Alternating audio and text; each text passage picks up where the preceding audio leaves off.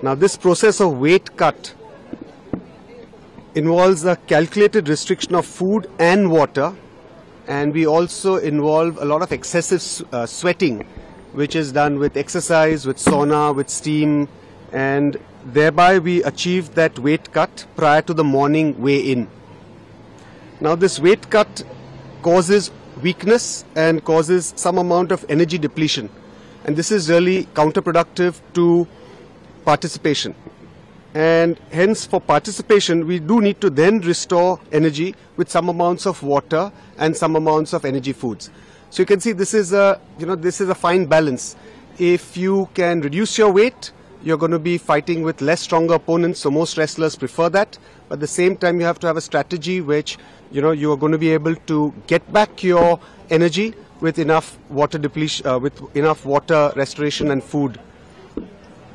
Now, this is typically calculated by the team with that wrestler. So Vinesh's nutritionist and team had calculated this to be about 1.5 kgs, and this is a team that's been working with her since many years, and she's extremely comfortable with that team, and this has actually worked with her in the past.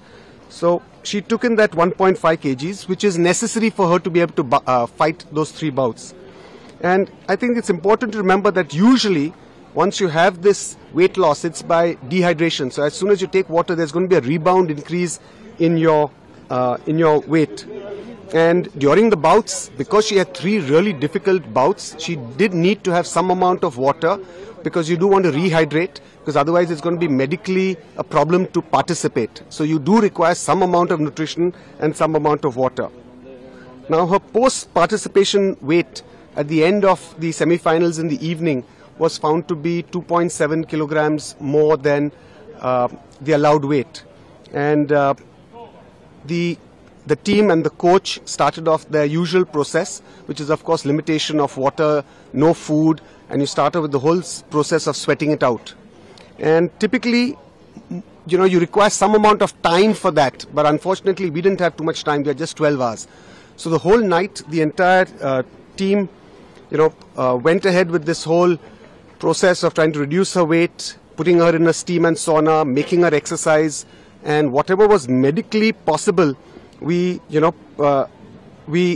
tried our best to try and get that weight down. And when she couldn't sweat anymore, we even had to go to some drastic measures like cutting off her hair, and they wear a vest, so we shortened that vest, so even a few milligrams if we can reduce, we tried. And despite all of this, at about 7:15 to 7:30 is the weigh-in, and we wanted to try the best, so we got her weight done right at the end at around 7:29. It was unfortunately 100 grams over 50 kilograms. If we maybe had a few hours more, we could have achieved that 100 grams, but we just didn't have that time. Now, once she was disqualified, then the question was, as a precautionary measure, we do need to rehydrate her. And the best way to rehydrate an athlete is by giving an intravenous fluid. So we gave her a few intravenous fluids. She started eating and drinking. She's passed urine, and she's otherwise perfectly normal, physically and medically.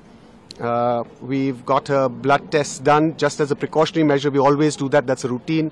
And those blood tests are also okay. And Vinesh, of course, has interacted with IOA President Dr. Mrs. P.T. Usha, and she's told her that, look, physically and medically I'm okay, but of course, undoubtedly she's disappointed. This is her 3rd Olympics. She was really keen to try and do something for the country, but because of this 100 grams has been disqualified.